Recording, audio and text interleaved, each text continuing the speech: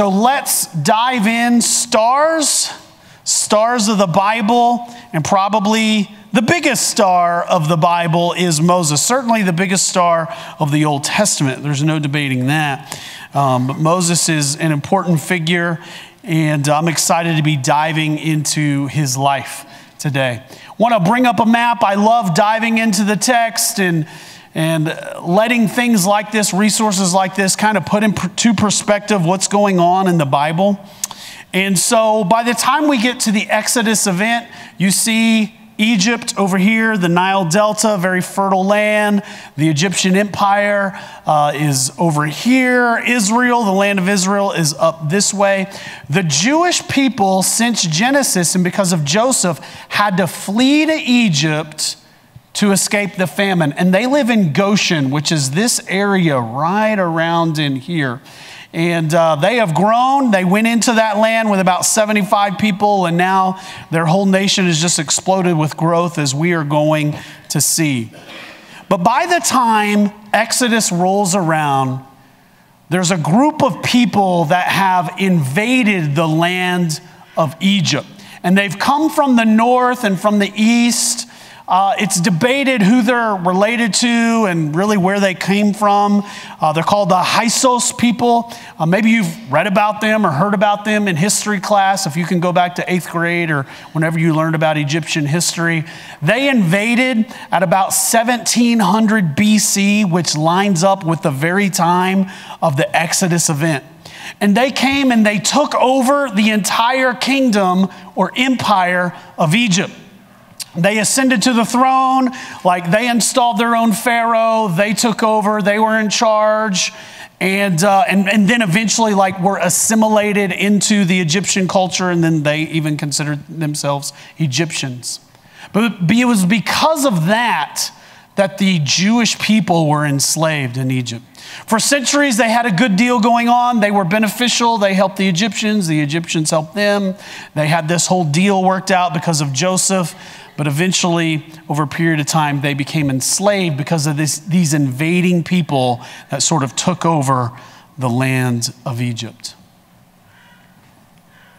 And it reminds me of the very fact that God is wanting to build you up into something great. God is wanting to leverage your life and my life for the kingdom. He wants to use you to advance the kingdom. He wants to use you to push back darkness. He wants the light of the gospel as a Christ follower that is in you to attack the darkness that is in the world, but yet the enemy is at work against you. The enemy hates you. And what we see in the Exodus event, and it's true in our lives as well, is this simple fact. It's not an easy fact, but it is true. The enemy, Satan, Lucifer, is working to enslave you. Not your neighbor, you. He's out to get you. He's out to overthrow you. He's out to entrap you, to chain you, to snare you, to get you caught up in some sort of addiction, to make you enslaved to anxiety or fear. Or he's out to get you to love a certain sin. He's out to break up your marriage. He's out to break up your family. He's out to ruin your testimony. He's out to render you useless. He will do this in harsh ways, sometimes subtle ways, in the life of the believer. Well, let's take a look at the book of Exodus and see what we can glean from God's word. Exodus chapter 1, starting in verse 8, the first 7 verses tell us Joseph and actually Israel or Jacob and all of his offspring, they moved to Egypt. It's sort of a recap of the very end of Genesis. And then we see this in verse 8. Now there arose a new king over Egypt who did not know Joseph. This is this invading army, these Hyksos people. They came and they installed a new government, a new dynasty. So this isn't just a new king, it is that. It's an entire new administration. It's an entirely new dynasty of the Egyptian people. They are not originally from Egypt, so they are unaware of Joseph and how he saved the entire world from famine and was second in command. All that is past history for them. They don't care a thing about that. And they don't have any love or affection toward the Jewish people. And there wasn't a whole lot of love and affection even before that. I don't want to oversell that. But there was this give and take between the Egyptians and the Hebrews as they lived in the land, but not anymore. There's a new dynasty. There's a new ruler, a new Pharaoh. And he doesn't care about the Jewish people. He doesn't care about what Joseph did. He has a big problem with these people that are now living in what is now his land. In verse 9, it says, and he said to his people, notice he didn't say this to all of the Egyptians just yet. Even though they are Egyptian, they will become Egyptian. They are assimilated into Egyptian culture. He says this to his people, the people that are loyal to him, this invading force that now has to put a grip and stronghold and oppress the Egyptians, occupying the people of Egypt, but also he has to worry about these Hebrews because they have become many. And so he says to his people, behold, the people of Israel are too many and mighty for us. Come, let us deal shrewdly. What does that word shrewdly mean? To treat these people horribly. To deal shrewdly with them, lest they multiply, and if war breaks out, they will join our enemies and fight against us. Now, the Pharaoh here isn't thinking about enemies from some other nation. He's thinking about the enemies that are right there in Egypt. The very people that they overthrew. He's thinking about other Egyptians. That these Hebrews, these Jews, might join up with the people that they overthrew. Link up arms, come back into power. He doesn't want anything like that to happen, obviously. They will join our enemies and fight against us and escape from the land. So here's what he plans to do. So they set up taskmasters over them to afflict them with what? Heavy burdens. They built for Pharaoh, this new Pharaoh, the store cities of Pithom and Ramesses. Both of these cities are near or really on top of the land of Goshen where the Jews live. But they were the more they were oppressed, the more they multiplied and the more they spread abroad. These are the Hebrews. And the Egyptians were in dread because of the people of Israel. Can I translate that just a little bit, interpret that? It means they hated them. The Egyptian people, all of them, hated the Hebrews living in their land. The new dynasty, the new administration, the old one, the regular common folk, they were in dread because of the people of Israel. They did not like them. It was only because of Joseph and how he led, how he came to power and led their country for that period of time that they even tolerated the Hebrews. So they ruthlessly, do you notice this? Bitter, distressed, hard work, ruthless, dread, made the people of Israel work as slaves. This isn't indentured servitude. This is chattel slavery, like we've seen with the African slave trade and whatnot. It's not the sort of slavery that even existed in Israel. That's indentured servitude. Or most of the world with the Greeks and the Romans, that's indentured servitude. It's a form of slavery, no doubt, but it's more of a social safety net. This is chattel slavery. This is you have no rights. You are our property. You have no family. And he made their lives bitter with hard service, Pharaoh did, in mortar and in brick and all kinds of work in the fields. People, I'm sure, were worked to death. And in all their work, he ruthlessly made them work as slaves. It truly was just a horrible existence for the Jewish people. These Hebrews, the predicament that they found themselves in all of a sudden. One day they lived in relative safety and peace, and with a new regime, an invading army, all of a sudden they find that their lives are in peril. You see, if you're familiar with history, this should be ringing a bell for you. You see, God's people have always been under attack by the enemy. This won't be the last time that the Jews are facing annihilation, because they are facing that. Eventually we'll get into a genocide that's about to happen. Later in their history, they'll be taken into captivity by the Assyrian Empire, who will enslave them, kill them, spread them, fling them all over the earth and that sort of thing. And then the Babylonians will do the same thing a few hundred years later. And then they are caught up in the Persian Empire as well. And under the Persians, Haman is a man who's in the royal court of the Persian Empire, hatches a plan to commit genocide over all of the Jews. And there was one queen, Queen Esther, do you remember her? Who foiled the plan of Haman. You see, God has always been about delivering these people, and Satan has always been about enslaving these people, and you are caught up in the middle of it as well. You see, I believe the enemy, the devil, brought up and rose up this empire, these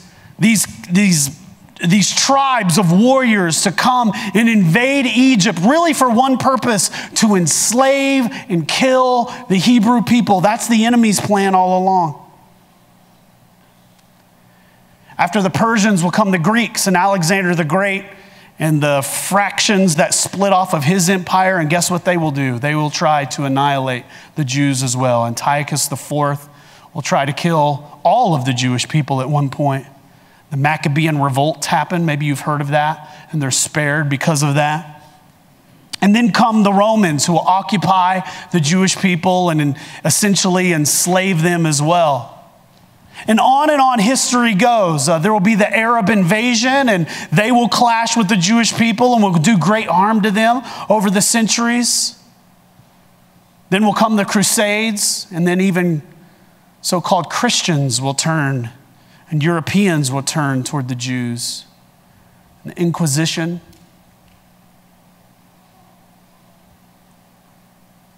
And even, of course, most recent history, World War II and the Holocaust. All trying to wipe out the nation of Israel. You see, the enemy hates God's people. And there's one covenant people. And if you're a Christ follower, you're a part of it. And that means the enemy equally hates you. If you follow Jesus, the Jewish rabbi, the Jewish Messiah, the enemy hates you. Did you catch that? Like really, really hates you. Like will send an invading army to take over a country just to kill you. That's how much. He will work his way into your life however he can to take you out. Now, some people, as I see that, like as I say that, like some people just gloss over. Some people are just like, oh yeah, okay. That's for that guy sitting over there in that seat over there. No, this is for you. If you follow Jesus, like Satan really hates you, like a lot. Like he's doing everything in his power to get you addicted to something. Whether it's something you're watching on a screen, whether it's a substance you put in your body. If that doesn't work, he'll try to break up your marriage. If that doesn't work, he'll try to steal your kids away. If that doesn't work, he'll entice you with your flesh. He'll entice you with the ways of the world. He'll entice you with money. He'll entice you with relationships. One of the most subtle ways that the enemy attacks Christian people in America is he rocks them to sleep with apathy. Because that's how much he hates you. To make you ineffective, if that's what it takes, then that's what it takes. That we don't even care about things anymore. We don't take, the enemy works in our lives that we do not oftentimes take seriously spiritual matters. That we're not really all that burdened anymore about people around us who don't know Jesus. We just kind of go, oh well. We're not all that burdened anymore about the horrible things that go on in the world. We just sort of turn a blind eye. Turn a blind eye to those who are afflicted and oppressed. We just go, oh well, what are we going to do? Listen, I don't know how exactly in your life, and you, like in my, like I can think about that's all I know. But I don't know how it is in your life that the enemy is working to enslave you. I don't know exactly how for you, but I know he's doing it. I know he's trying. I don't know if he's succeeding or not, but I know he's trying. I mean, like we live in such a secular culture anymore that just assumes atheism anymore. Like maybe it's that. Maybe he's trying to like rip faith apart from you or someone you know. I think about these precious teenagers here, like who knows all the ways that the enemy is working to destroy faith in people and commitment. Well, we could talk about that all day. I just know that it's happening because it's a theme and a thread that runs through all of Scripture. He hates God's people. See, Genesis 3:15, we're told the first prophecy of the Messiah, that through these people, God will raise up the Messiah and he will crush the head of Satan. And so from then on, the devil has been keen to this plan that if he can attack God's people, he can defeat the plan he can thwart God's plan. At least he thinks that. You want to know what I love in this text? Even though these Egyptians are treating these Hebrew people like their property, just a horrible situation that they are in. Setting them up as slaves, heavy burdens, bitter hatred, oppressing them, ruthlessly treating them as slaves, and on it goes. We're told in the text that the more that they are oppressed, verse 12, the more the Jews, the more Israel multiplied and spread abroad. Isn't that something? That in the middle of all of that evil and wickedness and hatred, still somehow God's people grow. And isn't that what it ought to be like in our lives? That it's absolutely true that the enemy is out to get you. I don't know exactly how, but I know that he's doing it. I know that he's at work. He's trying. And in the midst of that, God's people have an opportunity to grow and to flourish. Isn't that something? Isn't that just grace? Isn't that so like God? That an invading army would take over a nation, but yet the Jewish people would flourish under those circumstances? And we can even look at church history. Like the more the world persecutes the church, like in Nigeria right now, there is a major persecution taking place in Nigeria. Not only sponsored by the government, but terrorist organizations, Muslim organizations are like burning down churches, killing Christians, kidnapping pastors. I mean, it is getting bad. It seems like every week. You want to know what's going on with the church in Nigeria? Flourishing, growing.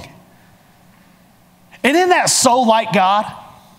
That in the midst of horrible evil and hardships and suffering, God's people flourish. You see, hardships are an opportunity for you to grow. Did you know that? Like the enemy wants to enslave you, and in the midst of that war, it's an opportunity to grow. Oftentimes, people cannot grow unless there is like resistance. Think about when you go to the gym or something like that. Like you need resistance. And that's oftentimes how we grow. We need little kids to learn lessons, like my little Zoe, my 5-year-old. Like we need things to be hard for her so that she'll learn to overcome them, right? God treats us oftentimes like children. We need hardships. I'm not saying he caused it. I'm not saying that at all. But God can leverage pain and suffering and hardships for our good so that his people will flourish and grow. How do you look at that? That's kind of the idea. Like, how do you look at the evil things in your life? Maybe you've lost a loved one. Maybe you're going through a spell right now, a season in your life that just seems like you can't bear it. It's so difficult and hard. Whatever it may be, you realize this is an opportunity to have victory and to grow. Maybe you've been battling depression. Maybe you deal with fear and anxiety, whatever the case is. What an opportunity to grow.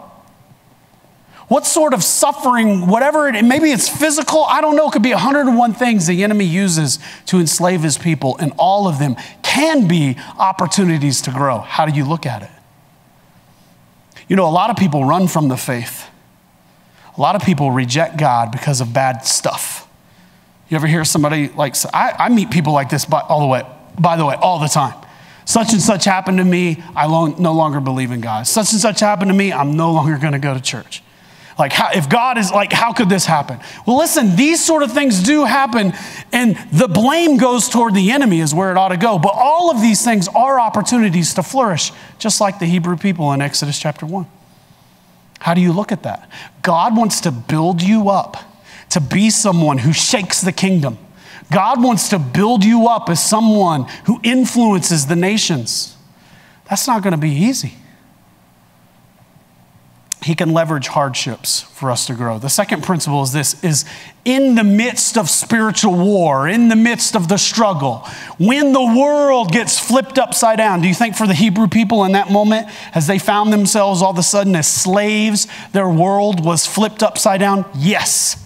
You want to know what matters most in those moments? When it's mission critical, when it's DEFCON 5 or whatever is the worst DEFCON, right? Whatever that is, integrity is what matters most. Guess whose integrity? Your integrity. When the heat gets turned up in your life, what matters most is your integrity. When you find yourself in a difficult situation, suffering, facing seeming insurmountable evil in your life, when the odds are against you, when you don't think that you can go on, guess what matters most in those moments? Your integrity. For the Hebrew people, their world was flipped upside down. Would you agree with that? They are now slaves. Horrible lives that they are now living. Taskmasters. Brick and mortar, sweat and sun. Whips and chains. Heavy burdens, hatred toward their oppressors have toward them. And in the middle of that, we see this amazing, beautiful story. Then the king of Egypt said to the Hebrew midwives, these are two women, and their job is to help other women, Jews, who are in labor. That is their job. That's what they do. Like nurses or doctors even, they're midwives. And one of whom was named Shiphrah. You have to be careful saying that. That's a joke. And Puah. Shiphrah, I can't even say it because now I'm nervous. I don't want to mess it up and say a bad word. I'm so nervous. Oh man. I was reading, can I just time out from the sermon for a second? Man, I'm studying this sermon this week. I'm like, Daniel, you better not mispronounce this word. If this comes out wrong. Shiphrah and Puah. By the way, expecting mothers, consider it. If you have a daughter, give it a little thought.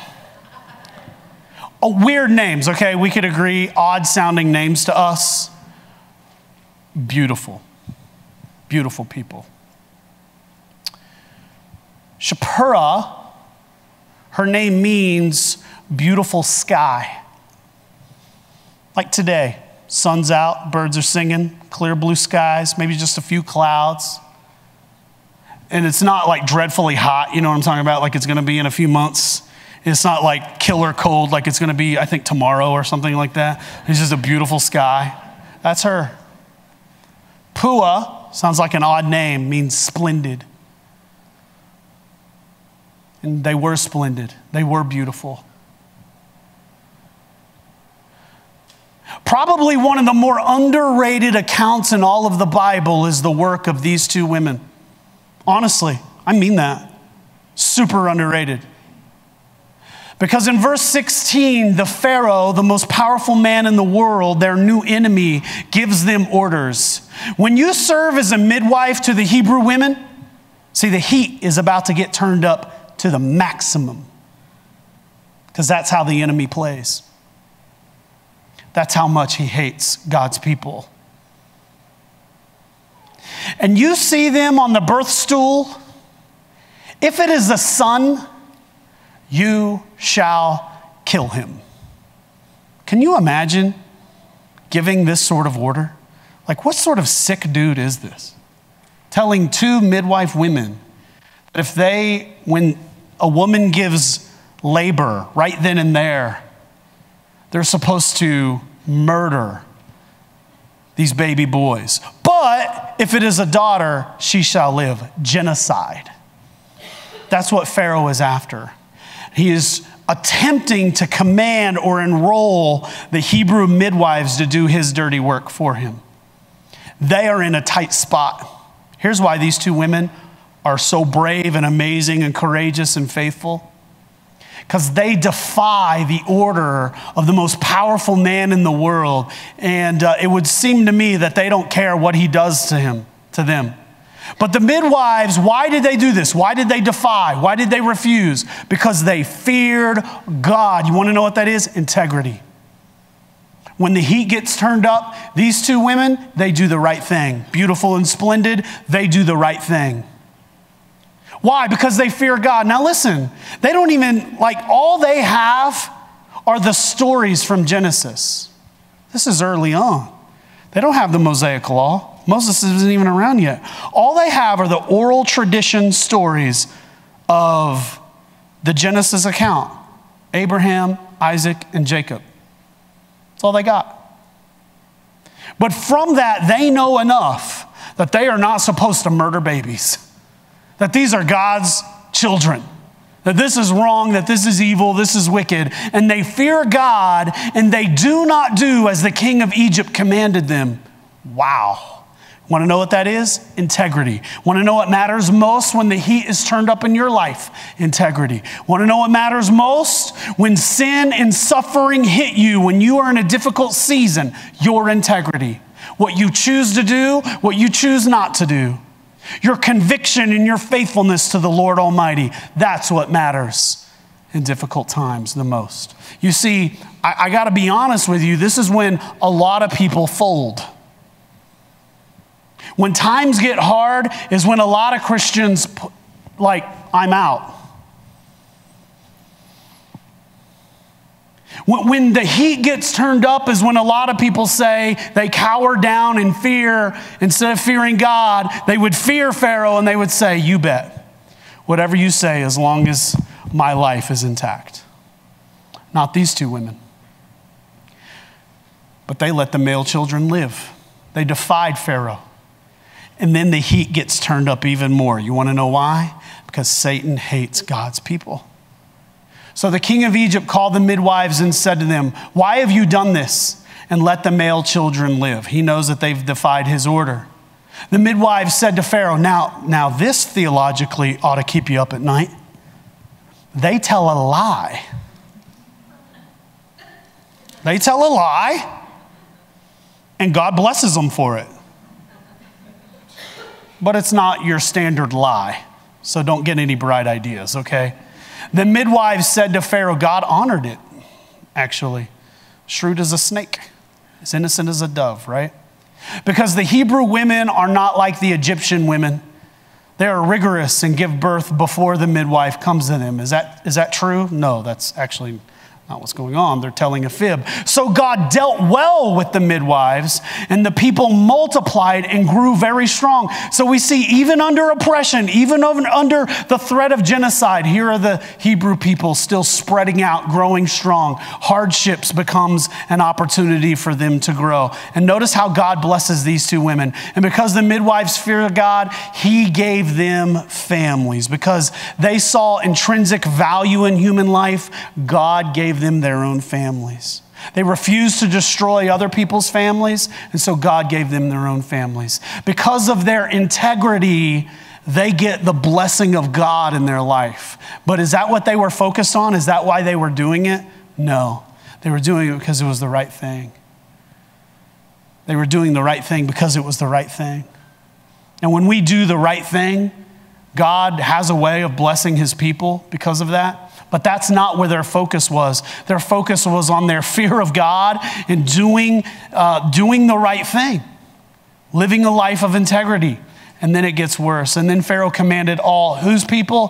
His people those people loyal to him, his armies. Every son that is born to the Hebrews, you, the Hebrews? No, his own people. You shall cast into the Nile, but you shall let every daughter live. He instructed his own people, go find the Hebrew people, find their baby boys, throw them into the river and kill them. Genocide. The heat gets even hotter for the Hebrew people. But in the middle of that, here are these two women who stand out head and shoulders. So much, they made the Bible. Listen, if you make the Bible, that's a pretty good thing. They made the Bible because they were focused on integrity. How about you? How's your integrity today? Are you obeying the voice of the Lord? Are you doing what God tells you to do? Are you avoiding the things that he tells you to avoid? Are you treating people in a manner that honors and glorifies God, other people who are created in his image? Are you making the wise choices? Are you making the God choice? Are you taking a dip in the flesh and responding and living and saying things that may make you feel good, but not necessarily wrapped in integrity? Maybe today would be a great time to focus on your integrity. Maybe today would be a great time to evaluate your life. Am I living a life of integrity? This situation that's really difficult, am I honoring God in that difficult situation? Does my life reflect these two women who feared God above anything else? You see, one of the things is sometimes we just don't fear God enough. And we don't really care what God thinks about how we're operating in this situation or how we're acting or behaving in that situation. Well, they did. And thirdly and finally this, the enemy is out to destroy us. The enemy is out to enslave us. God wants to use us to be people who impact the kingdom. He wants to build us up to be people who affect eternity. And therefore, our integrity must matter. And in the midst of all of that, the Lord is working to rescue you. You see, God's story isn't over. It isn't Pharaoh's a really mean guy and God's not going to do anything about it. No, the Lord is working a plan in all of this. And let me tell you, it is a beautiful plan. It comes in the form of a baby. Now, a man from the house of Levi went and took his wife, a Levite woman. So two people fall in love, they get married, they have a child. The woman conceives and bore a son. And she saw that he was a fine child and hid him for 3 months. Remember, the Egyptians want this baby boy dead. Sound familiar? Does this sound a lot like Jesus? It ought to.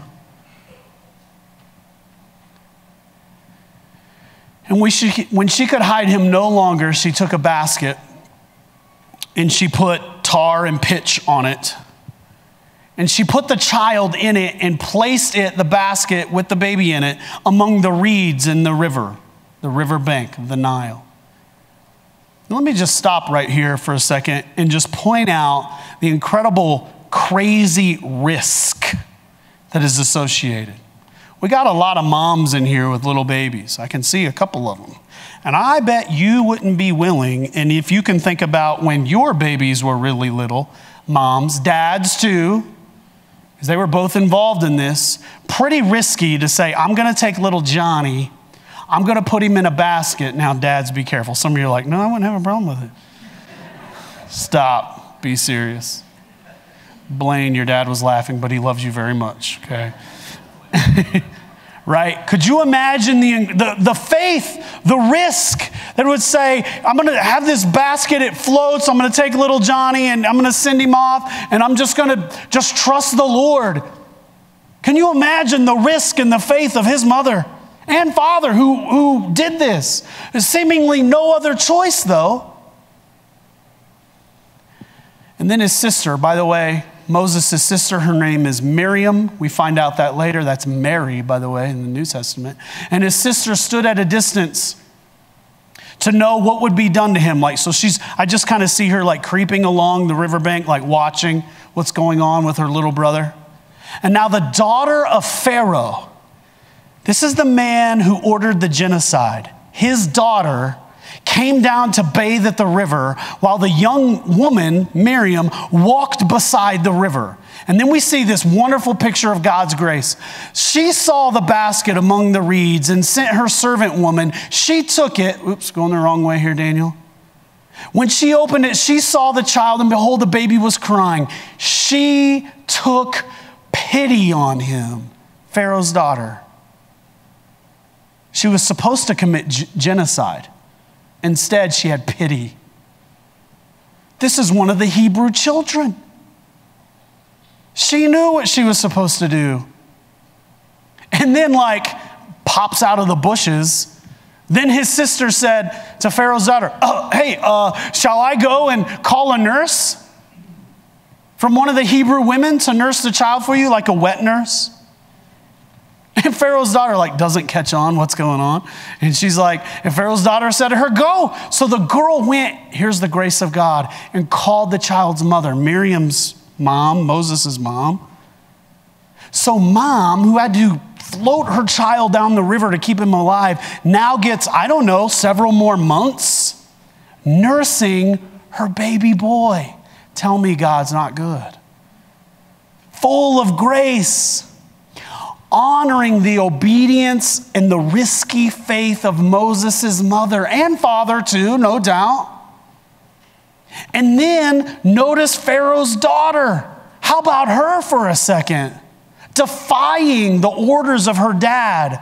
And then Pharaoh's daughter said to her, take the child away, nurse him for me, and I'll give you wages. She got paid to feed her own baby. How cool is God? So the woman took the child and nursed him.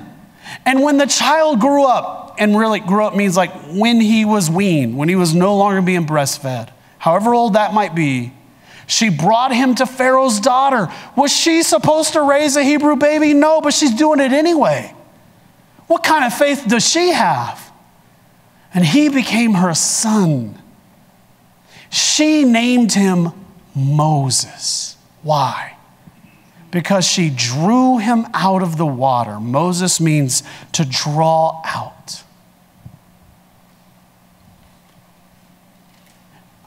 Moses' sister even had faith to do what she did.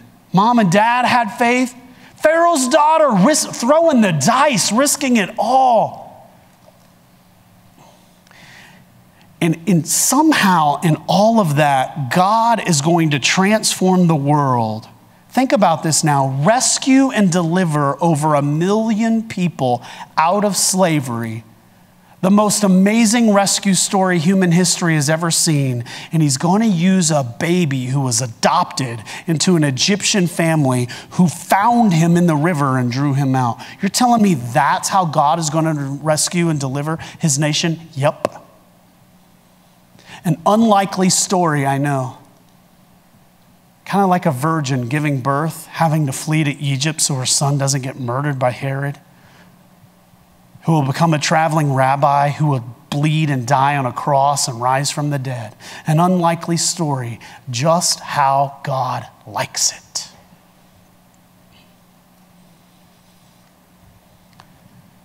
Get a risky faith. When I read this story, when I read this account, I'm seeing people who have a risky faith. I see people who have integrity when the heat gets turned up. I see a people, an entire nation, who can somehow figure out how to thrive and grow in the midst of horrible hardships. And this is what it looks like for God to raise people up to be used for the kingdom. You.